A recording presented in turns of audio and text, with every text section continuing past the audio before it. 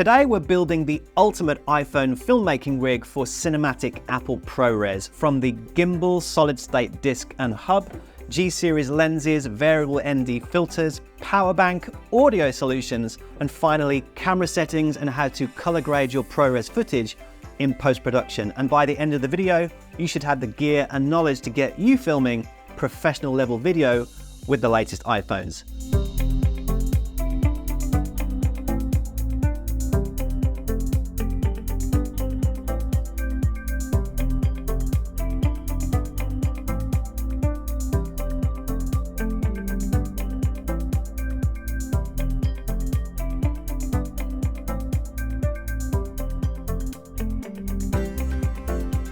So the phone I'll be using is the mighty iPhone 15 Pro with Apple ProRes enabled. Within camera settings, formats, Apple ProRes is checked and the encoding is set to log, which retains the most picture information available on the device. Now, in order to record Apple ProRes, you have to have some kind of external solid-state disk drive with fast data transfer speeds in order to handle the large file sizes that Apple ProRes creates. You can't simply record to the internal storage on the phone itself. So for this, I'll be using the Lexar Go portable SSD with hub.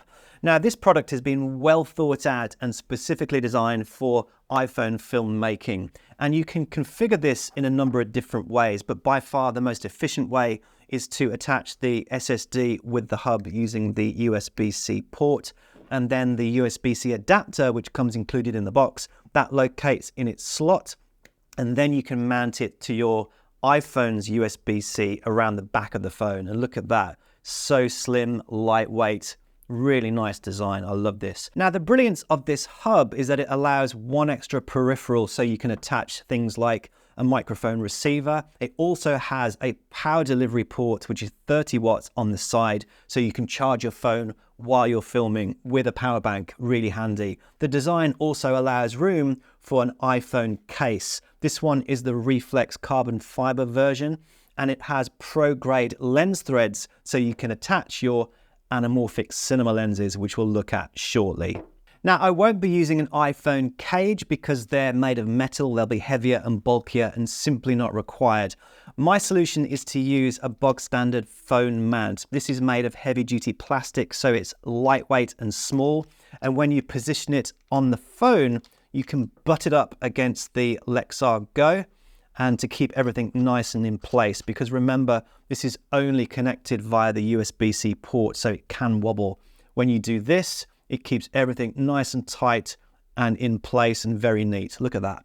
Now, on the bottom of the phone mount will be a quick release base plate, and that's from the gimbal I've chosen, which is the RS3 Mini, DJI's most powerful gimbal for its size, half the weight and size of the brilliant RS3 Pro, capable of carrying a 2-kilogram payload, but in this case, small enough to carry an iPhone rig. And just look at that, fits nicely in place. So now we come to the business end of professional filmmaking with an iPhone rig, and it is these. It's the REEFLEX G-Series Lenses, and I've reviewed these before on the channel, so I'll pop links up here and down in the description. There's also a discount code, so you might want to check that out. For this setup, I'm going to be using the anamorphic cinema lens, the wide-angle 110 degree, the Telephoto ×2 lens, and finally, their newest lens, which is the 240mm Super Telephoto lens. Now, these brilliant lenses, which have amazing build quality, by the way, they attach to the main 24mm camera on the iPhone with that huge 48 megapixel resolution, with the exception of this lens, which attaches to the telephoto camera on the iPhone. We'll talk more about that later in the video. So let's offer up one of these lenses. We'll go with the anamorphic cinema lens, and this one comes with those classic blue lens flare effects. Now, to achieve professional grade quality footage, you have to observe what's called the 180-degree rule in videography, where your shutter speed needs to be double that of the frame rate.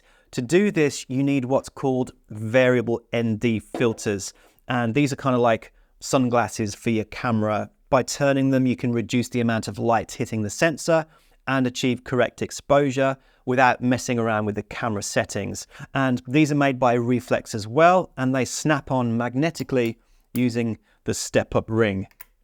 How simple is that? Now, I have previously mentioned that the Lexar Hub allows you to connect one extra peripheral, something like a microphone. This is the DJI Mic 2 transmitter, and this is the receiver. The receiver can plug directly into the side like this, and we don't need to worry about being delicate because, again, we positioned everything nice and tight up against the phone mount. This has been well thought out. Now we can capture audio from up to 250 meters away unobstructed.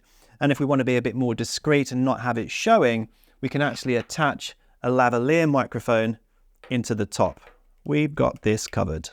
Now, the final piece of the puzzle is power delivery to the phone, because when you're filming in Apple ProRes, especially 60 frames per second, it's quite labor intensive and it's going to use more battery than making a phone call. So on the side of the gimbal, we have what's called a NATO port, and this allows you to connect something like a NATO clamp. This one's made by Small Rig. It's got a couple of threads on the side and a cold shoe mount. We can slide it on, lock it in place, and we could, if you wanted to, connect a video microphone if you're doing interview style filming, or in this case, a battery bank. And this is an Anker 30 watt. I've retrofitted this with a cold shoe mount. I've epoxy glued it onto the side so it's nice and tight, and we can literally just slide this on like that and plug it into the bottom. Now we have power. Now all we need to do is balance the gimbal and get the Blackmagic camera app ready with the correct settings for Apple ProRes recording. How about that?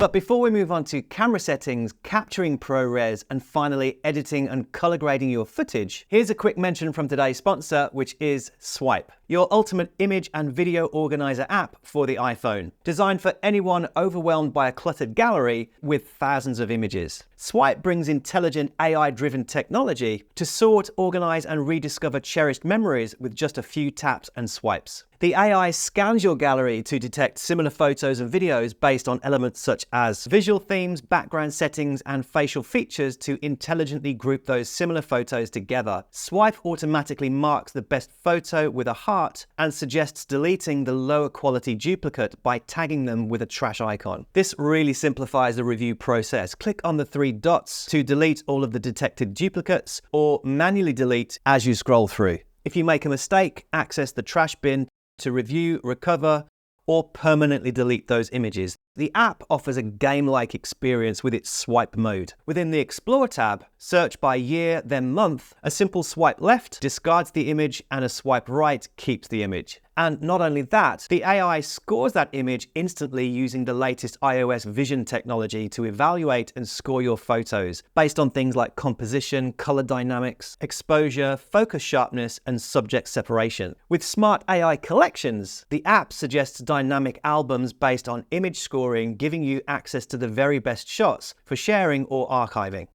Finally, the advanced dashboard offers a clear overview of your storage usage with cool graphics and detailed breakdowns of space saved by the app, total storage, and disk space occupied by media type. Check out SwAipe in the App Store now. Right, I'm going to hit the streets of London for some cinematic movie making. So in order to capture cinematic footage, you're going to want to use a professional camera app, something like Blackmagic Camera. And this is going to give you much better control over camera settings than simply relying on the inbuilt iPhone camera app. But before we do anything else, we need to set the Apple ProRes codec using settings, record, and then 422 HQ, which will give us the best quality and highest bit rate of the codecs. Normal 422 will give us around 34% less bit rate than HQ, but because we're using a 1 terabyte SSD, this should give us around 2.5 hours of record time at 30 frames per second. Next, choose the color space of Apple Log, and you're good to go. Now, because we're filming with an anamorphic cinema lens, we'll need to apply a D-squeeze factor to accommodate the 1.33 aspect ratio of this lens. Head into Camera and Anamorphic D-squeeze, choose 1.33, which brings the picture back to that classic letterbox cinema profile. So on the main screen in the top left corner is your camera choice. 24mm is what the anamorphic lens is attached to. Next to that is your frames per second. And should you want to go traditionally cinematic, 25 frames per second will be your best choice. However, for this YouTube demonstration, I'll be using 30 frames per second with a shutter speed of 1/60th of a second. And finally, set the ISO as low as possible for daylight filming. ISO 55 on the 24mm, and you're good to go. Now, when recording media to an SSD, you'll need to tell Blackmagic to locate the Lexar disk for media storage. And all that's left to do now is expose the scene using the variable ND filter, paying close attention to the live histogram on the screen. Now, a good rule of thumb is to keep the main body of the histogram as close to center or slightly to the left to preserve the highlights. Shadows have a better chance of recovery than highlights when performing post-production.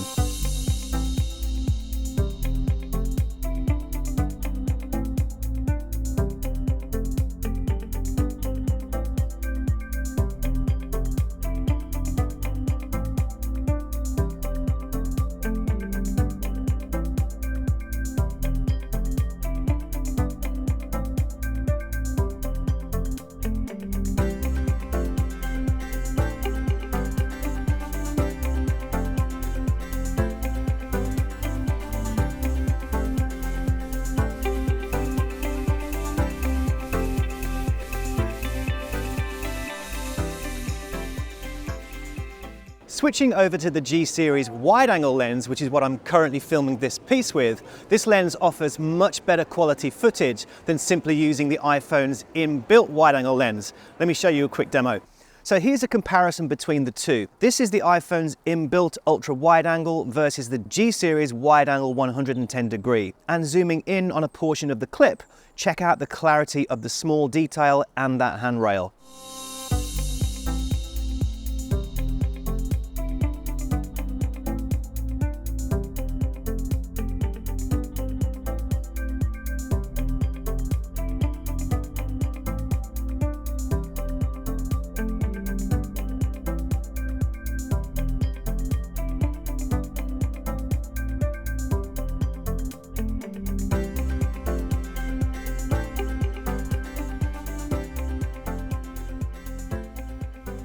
Now, the G-Series Telephoto lens is a ×2 lens, meaning that when it's attached to the iPhone's 24mm camera, it now becomes a 48mm lens. And being so close to 50mm, in the film industry, 50mm is considered to be the most cinematic of all the lenses.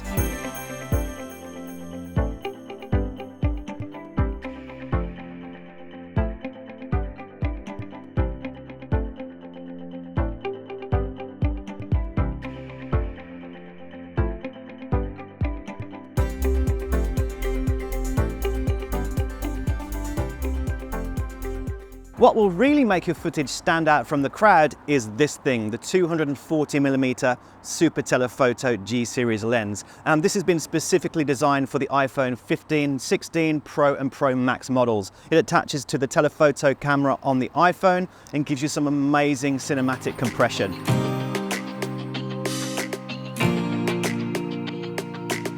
In case you're wondering, you can attach the variable ND filter to this lens.